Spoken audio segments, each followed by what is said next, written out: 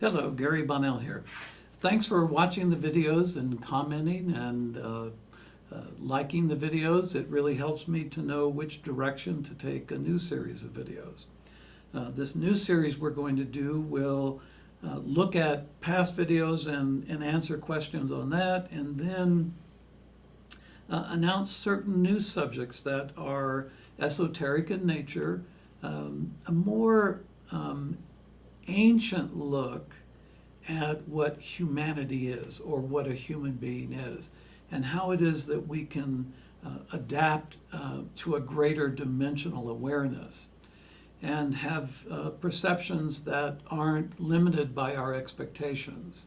So it's going to be fun to do those. This video that we're doing now is on the subject of being right versus wrong. And I've had a lot of questions on that to give a little bit more information on it. So, right versus wrong changes as we progress, humanity progresses through time. Our technologies, everything that we experience in life really does affect what we believe is right or wrong. And different cultures. Something in one culture can be right and the same thing in another culture could be wrong. So we're basically always adapting to circumstances and conditions. And the training we get between the ages of 3 and 7 are really critical to who we are as an adult or a person growing beyond that first 7-year period.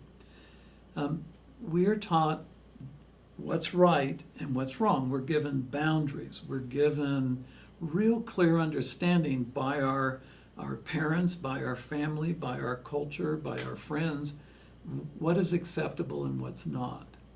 Now, the problem with this is that we are trained to please the outside, the external.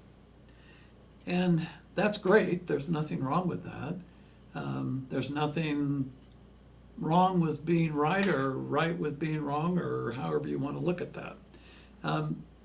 The problem is that as we learn to please others, we give up a whole bunch of who we are, of our natural self, in exchange for the oxytocin from a hug, the atta-girl, atta-boy, the feeling that floods our bodies when we're right, that chemistry that happens within us. And being right over being wrong, very little is learned from being right. A lot is learned from being wrong. We can really explore ourselves much more deeply when we experience something that we've not been able to bring to fruition, when it's either a project or a relationship or any number of things. When we're wrong, we tend to actually evolve and expand. When we're right, we get that really wonderful chemistry. And so what happens, the belly brain releases a lot of serotonin, heart brain dopamine gets triggered. When we're really feeling good about ourselves, we give ourselves a big hug, and that oxytocin flood is there. So what happens is we become addicted to the need to be right. And this is really what overshadows a lot of people. When they're not feeling right, they don't get that flood, that feeling of I'm okay, I'm included, I'm accepted, I'm connected to my family, I'm a part of all this thing that we're doing. So here's the issue though. In that 3 to 7 year age period, and we're being trained as to boundaries, and what is harmful, what's not harmful. We hear no a lot and don't a lot, and that's not right, do it this way. So the initial training is on how wrong we are. And then if we start getting it right, that's when we start getting those happy chemicals and that big experience. The problem with that is, after the age of 7, all of that training goes subconscious, and it becomes part of our base program.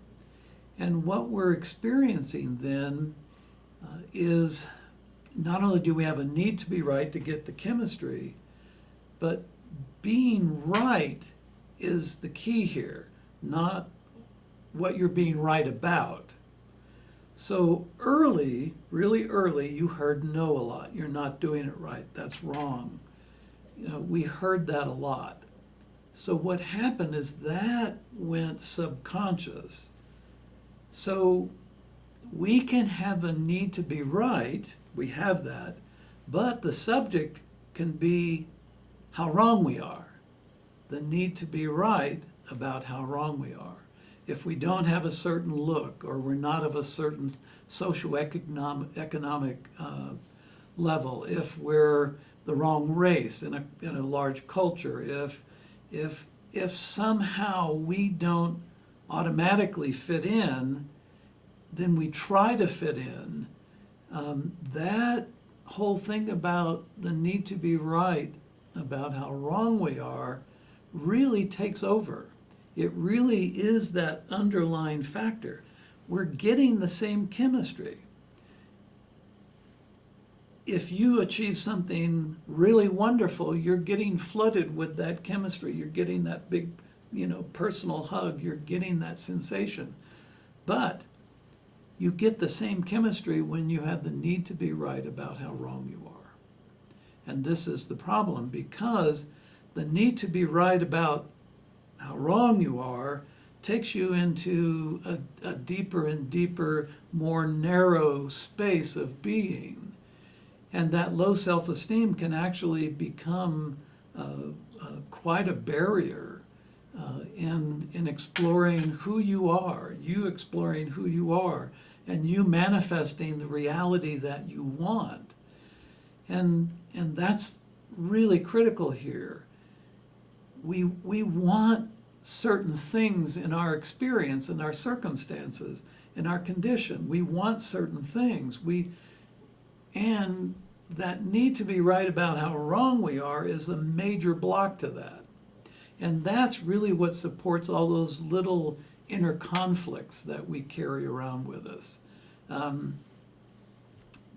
Conflict can be as simple as, I love to work, I love the feeling of accomplishment, and I hate my job. So it can be even that kind of silly inner conflict. And the problem that most humanity faces right now is that right or wrong over the last 50 years has changed dramatically into win or lose. So winning has become the thing that floods us with all of our wonderful chemistry. Losing is what triggers that part within us that feels wrong about who we are.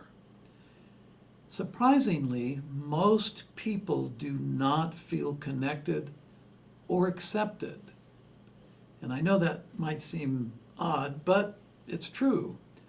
And if you look at now this really weird thing that's going on in the US culture, where one group feels like they've been excluded and they're the elite group is trying to crush them and push them out of existence and all that kind of stuff, all that rhetoric. All the things that we don't like about ourselves, we project outward onto others, either other people or circumstances or conditions. The world is really this wonderful mirror for us to see ourselves. We project out what we like about ourselves, we project out what we don't like about ourselves. Unfortunately, because most people don't feel accepted for who they are, they still have to please others to be included. It's hard to be themselves. The problem is, win or lose, that's an incredibly destructive path that we've gone down. One side's going to win, one side's going to lose.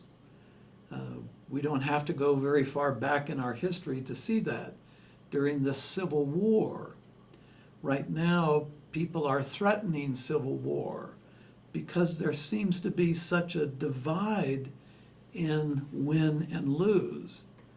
So, right and wrong, the need to be right is extremely addictive. And it really doesn't allow for innovation within ourselves, taking a fresh look at who we are. It has us wanting to please others and avoid any sense of being wrong in anything. So, when we really look at who we are as beings, we're these incredible threefold minds, this belly brain, heart brain, and this wonderful cranial machine. 100 billion neurons, 100 trillion synaptic connections. The heart has 50 billion neurons. I mean, it's like this incredible, incredible machine, this body that we're in, and this spirit that helps to run the machine, and this soul that watches so wonderfully without any judgment against anything we're doing, watches us unfold our journey. And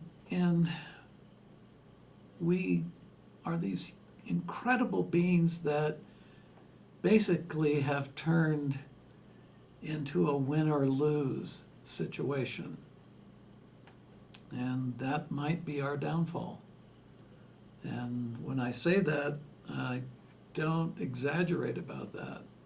In the Akasha, there shows a turning point for us that we've gone through, but there is also a fork in the road up ahead, and we're either going to go this way or this way. And this way will mean some pretty horrific events, and the other way will be us coping with the earth as it begins to change. One is self-destructive.